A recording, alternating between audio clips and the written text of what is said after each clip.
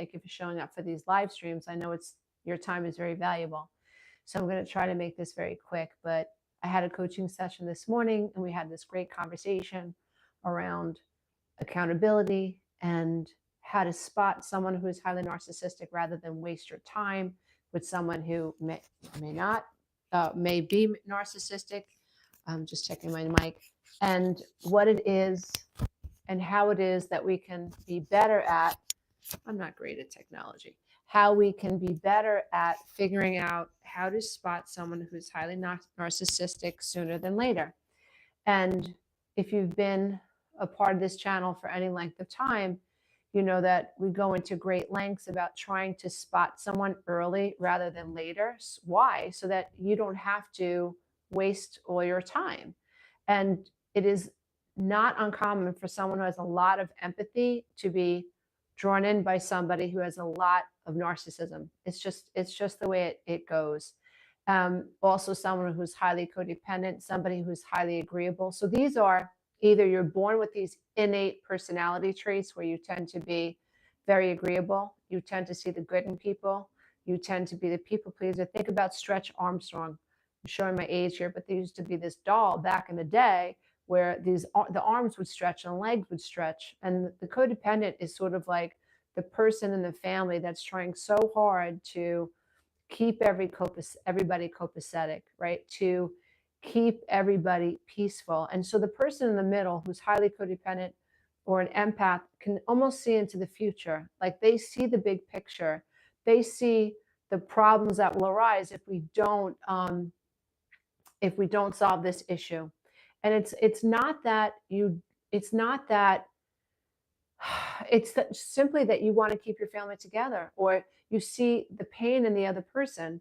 Remember, someone who's highly empathic, they won't be turned off by a narcissist when they first meet them. They might not like them or love them immediately, but they're not going to have this, ugh, I don't want to talk to that person. No, what a codependent or an empath does is an empath goes, oh, this poor person, they're hurting, and that's why they are this way.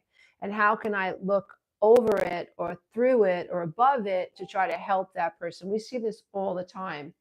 And so I know that was my issue. My first boyfriend got rough with me, I'll say, and I immediately went to like understanding why he was that way. Oh, he doesn't have a good relationship with his father. Oh, he has low self-esteem.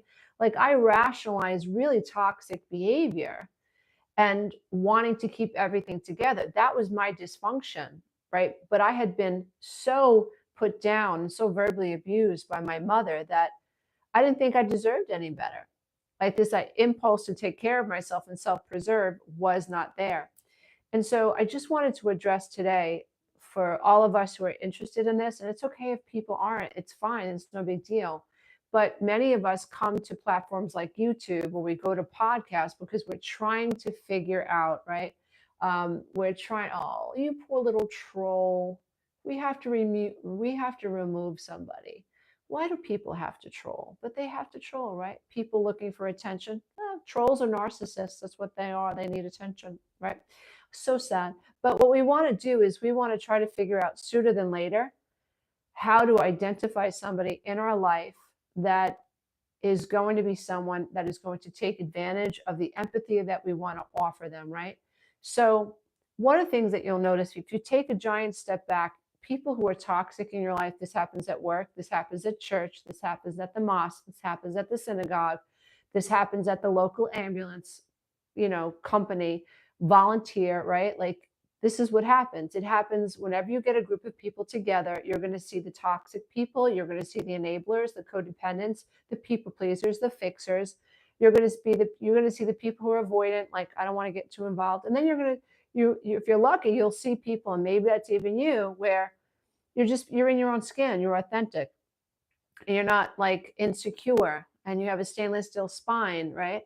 And you're not what you're not doing is seeking approval. You're not overcompensating. You're not hoping that people will like you, and you're not sitting there fretting in your boots thinking like, oh, I hope they don't like me. You're emotionally regulated. And even if you're not there yet, you can achieve that, right? If you get to understand what and why you feel insecure at your core, you can, right, get there to the point where you're like, okay, I'm just me. I'm in my skin. It's taken me years to get there, decades to get there, but let me tell you something. It is worth it, because to go through life insecure, worrying about what people think about you sucks. That's not living. That's not living. And then if you have a narcissist in your life, a narcissist, don't think narcissists don't have any empathy. Oh, they're empathy detectors, but it's malignant empathy. What I mean by that is that they will smell your boo-boos. They will know exactly what buttons to push, and they will push them. They will push them. And then when you react, they look at you and say, wow, look how crazy she is, or look how crazy he is. He's just so over emotional, so overreactive, right? So that's important that we understand that. And hold on one second. That's important that we see that a narcissist is going to try to push your buttons. You want to pay attention to the people in your life that think that there are no consequences to their actions. So they can scream at you, they can yell at you, they can embarrass you, they can steal from you, they can talk crap about you, to your kids. They can start a fight. They can get drunk and throw up all over your sofa. They can hit on your friends. They could sleep with your friends. They could verbally abuse you. They could not pay their half of the rent. They could take your car without asking, use your toothbrush. Um, just steal money from your bank account. They can do anything that they want to you. And a narcissist, think about this one key idea. It's life changing. You'll notice that the people that you need to really take a giant step back from for self-preservation, which is not, this is the thing, the healthier you are, the more you are aware that self-preservation is your birthright. And if people rub you the wrong way, you have a right to take a step back and self-preserve. I really don't like that girl. I really don't like that guy, or whatever. You have a right to take a step back. For someone who's highly codependent, somebody who is highly empathic, then what will happen is your instinct to self-preserve is not there. Your instinct is to connect first. Your instinct is to fix first. Your instinct is to people please first. Your instinct is to understand why this person is abusive. Your instinct is to try to figure out how to get this person to understand that what they did was wrong. Okay, so now if you understand that you have these base traits, then you have something to work with, because that's where you have to focus on, not the person outside of you. You have to focus on inside of you. So think about the people in your life that have done some pretty heinous things, including your mother, including your father, your sister, your brother, including your aunts and your uncles. Think about your baseball coach, whoever, people who you have been exposed to throughout your entire life. Just take a giant step back, right? So where am I? I don't have my stick figures here, but you just take a giant step back and you ask yourself, when there has been an offense, either towards me or someone else, what was that person's reaction? Did this person live in a world where there were no consequences to their actions? This is really eye-opening when you start to pay attention to it, because in a healthy world, in a civilized society, in a respectful family, in toxic families, we don't have this. In toxic families, there's nothing but reactivity. There are shit stirrers, pot stirrers, gaslighters, triangulators, people who project, people that deny, verbally abuse, cross boundaries, take from you, lie about you, talk about you, pit you against one another. Toxic families suck, but most of us come from, I don't know, maybe I know one or two families that aren't that toxic, but most families have this crap that go on. It's just terrible. I wish it was different, but it is what it is.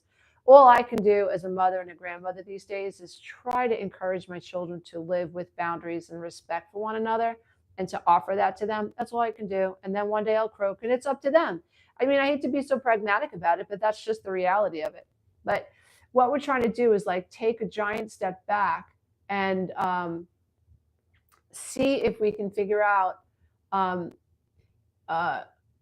a way to identify the people in our lives that think that it's okay to do these things. There are no consequences. Okay, so then what you want to do is you want to ask yourself, what happens, or who are the people that I've confronted in my life that have really hurt me when I tried to explain to them how what they said or how they said it or what they did or didn't do affected me. Like, what was their reaction? If you're dealing with a really sick person, then you're going to be dealing with somebody who doesn't think there are any consequences to their actions. So this might show up for you. Let's say somebody offends you, and let's say you have a covert narcissistic mother, and she puts you down in front of your children and puts you down in front of your husband. She's gaslighting you, and you're offended. You're hurt by that, right? So then what ends up happens is that when you try to confront your mother, she acts like nothing's wrong. And so let's say you give her the cold shoulder because you don't want to make a scene in front of your children and your husband. Okay, so you're giving the cold shoulder, you give her a look like you know what's up, right? Okay. So mom knows. So the next day mom brings over an apple pie. And then the next day she brings over a blueberry pie. And the next day she is outside and she's weeding your garden. And what's happening is you are basically being bombarded with gifts so that you are left defenseless, or you have less anger to hold on to because mom's doing all these nice things for you. And now you can't now hold her as accountable as you would like to. And so we want to really be careful about this dynamic, because this is what happens over time. So you're born to a toxic family. Mom and dad have their crap. They never healed their childhood trauma. Now it's up to you. Everything that happened to you as a child will affect you as an adult, right?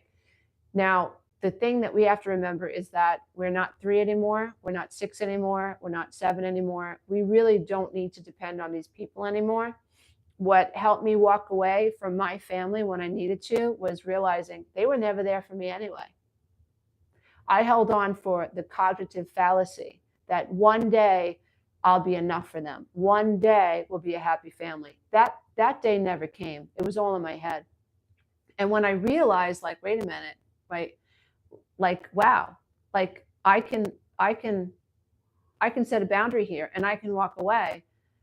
And I was just afraid, poof, it was like fear just dissolved. I had this fear that they weren't going to be there for me. But when I looked at it realistically and objectively through the eyes of my adult self versus my 3-year-old self, it was like, but they've never really been there, right? They've always pitted us against each other.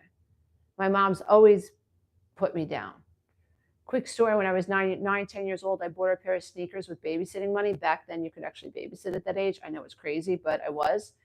And presented them to her on the stoop of our house in Queens. She's smoking a Marlboro cigarette or whatever the hell she was smoking at the time, Parliament maybe. And she said, "What do you think you can buy, my love, Lisa?" Right? So it was just like crazy. It was like, wow, like that's how you're taking this? Like, I'm trying to buy your love.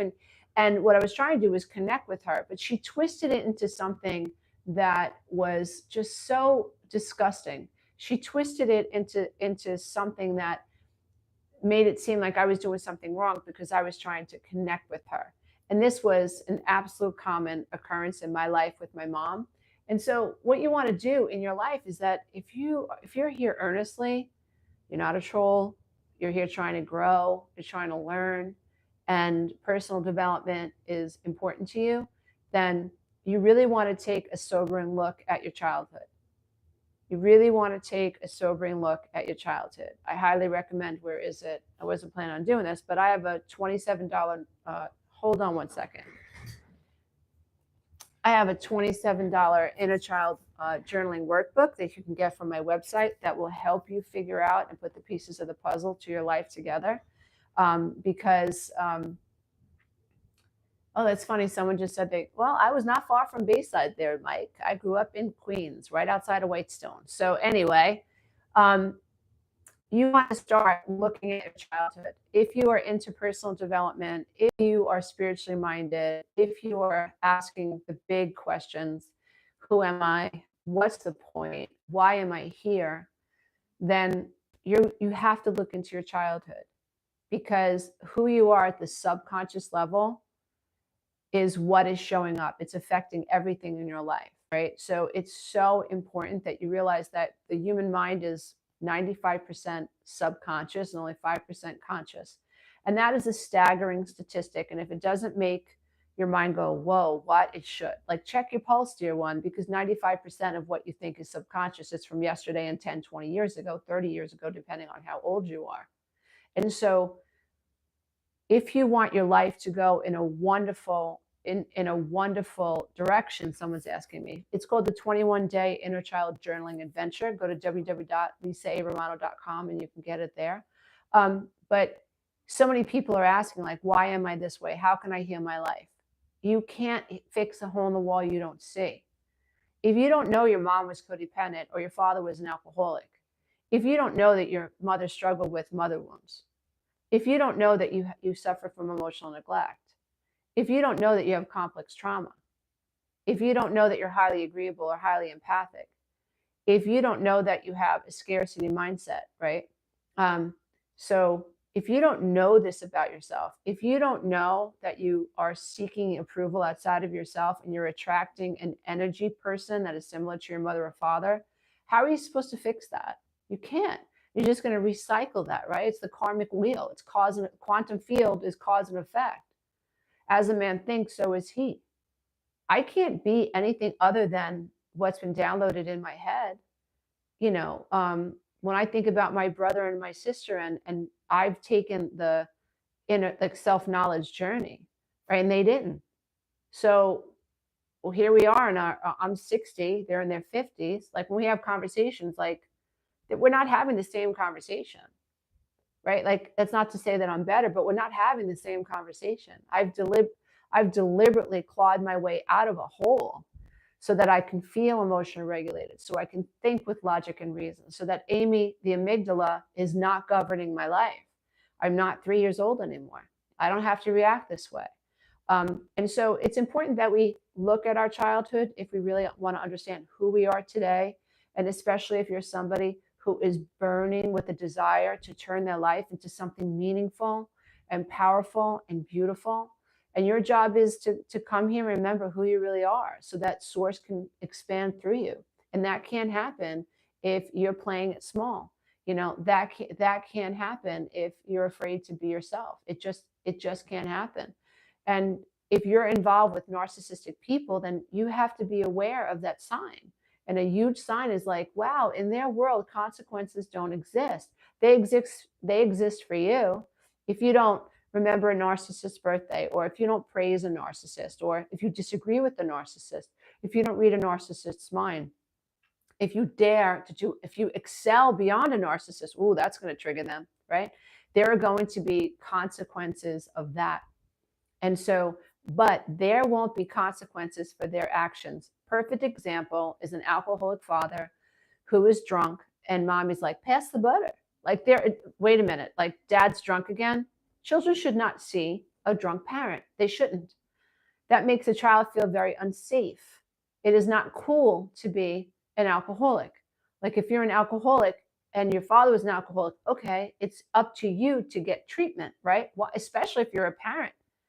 But adult children of alcoholics they grow up in homes where there are no consequences to bad behavior. And so then what happens if you have an enabler in the situation? That makes things worse, because the enabler is like looking around, and she's washing the dishes, or he's washing the dishes, and he's doing the laundry, like, pass the butter, how the mashed potatoes? And we're ignoring the fact that dad's an alcoholic and he's just verbally abused my sister. I'm supposed to pretend that this never happened. And so what does that do to a codependent? Then what that does to a codependent, and we are going to be groomed. Codependency is a learned coping behavior. What this does, someone just said, my mom drank while on pain medication. Oh my God, that's terrible. Like, where was the adult in the house, right? I was her caretaker at 12 years old when she had a tumor removed. Like, this should not happen. This is role reversal. Children who grow up, right? Children who grow up feeling like they never had a mama bear or a papa bear, we have issues. We are insecure. We have attachment problems. We have codependency, and that is not our fault. We attract abusive people, and that is not our freaking fault. We have to really accept I'm not broken. I've just been operating with just a few tools, and they're my mother and father's tools, right? How the hell do I get out of this tool shed and find my own tools? In places like this, in books like Codependent No More by Melody Beatty, books by John Bradshaw. You have to go outside of your family system to figure out what is healthy. Because if you come from a toxic family and you don't go outside the toxic family to get knowledge, to gain knowledge, dear one, you're just going to repeat their pattern. You will repeat their pattern. You will marry someone like them or you will become them. It can be no other way. Because of the way the brain works, because of what childhood programming is, you are programmed at the subconscious level to think and feel and be and act and perceive the way you were taught to perceive through childhood. So if you grew up and you felt unsafe, then you grow through life hypervigilant. What do you attract? People who abuse you. You do. You don't see the sun. You're afraid. Oh my God, lions and tigers and bears. You can't trust anybody. So the slightest thing, you're running away. The slightest thing you react to. You can even see something that's not there when you live in survival. I know because I've done it. Okay. So you have to calm down, Amy the amygdala. You have to calm down, Harry the hippocampus. You have to learn to slow down your mind, slow down your brain waves through meditation. In my coaching programs, my process, I think, is groundbreaking. Just saying, I think so because it helped me break through and it helps my clients break through. I take this brain shit real seriously.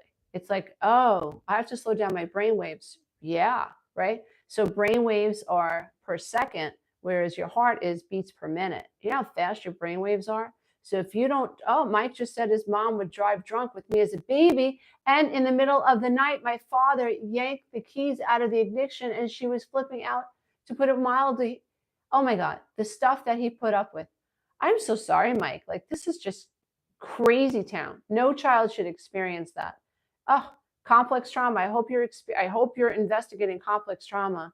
And if you are, it's not uncommon for a guy that grows up like this to attract women who are emotionally unstable and women who drink and do things that are very unhealthy, right? And it's not uncommon for a guy to like try to take care of her. He couldn't rescue mom, so now I'm going to rescue the girlfriend. And lions and tigers and bears are you're in an enabling situation for the rest of your life with somebody who has no intentions of getting healthy. Lee, Mike, I hope that you're okay with that. The main agenda for this today's live stream, and I hope that you watch the videos on my channel. I hope you go to my website to read the blog. I have so much free information out there, dear ones. You can go to my website right now. We have 4 different free resources for you. And yes, of course, I'm a personal life coach. I coach people individually. And yes, I help people start their companies, people who felt afraid to start their companies because of codependency, and I help them launch themselves, right? Get out there, go out there, live your life. I help people through the 12-week breakthrough coaching program. People who want more one-to-one coaching inside a program. Of course I offer that, but I offer so much free information too. That's what this is all about. So today is all about, think about this idea of the people in your life, mom, dad, whoever, and the lack of consequences. Think about what Mike just shared. His mother drove drunk with a baby in the car. Bear the consequences. And she had the audacity to flip out when the dad pulled the keys out of the ignition, which is that's probably all he could do in that point, was to stop the car from moving. Stop the car from moving. Addressing mom's alcoholism and emotional dysregulation and the trauma that created all, those are all other issues. Can you see how this is just deep? But the people that go, the adult children that go deep, guess what? They crawl out. And the people that don't stay stuck and they repeat the pattern. And so I'm all about the good news. And the good news is that you can reprogram your subconscious mind. The good news is that you can meditate, you can journal, you can do prompts and homework assignments that really help you remap your brain. I just interviewed somebody who took the 12-week class, is in the 12-week class now that I started in February. And she said, when you said that just by opting into the class, I would come out of anxiety mode, repetition mode, and I would go into learning mode, that's when I knew that I wanted to opt into this 12-week class. And if this sounds like something that you resonate with, please don't miss the opportunity to work with me and my life coaches this July. We launch live on July 13th, and you can take it from anywhere in the world. This is the perfect program for adult children of alcoholics, adult children of narcissistic parents who grew up feeling invisible.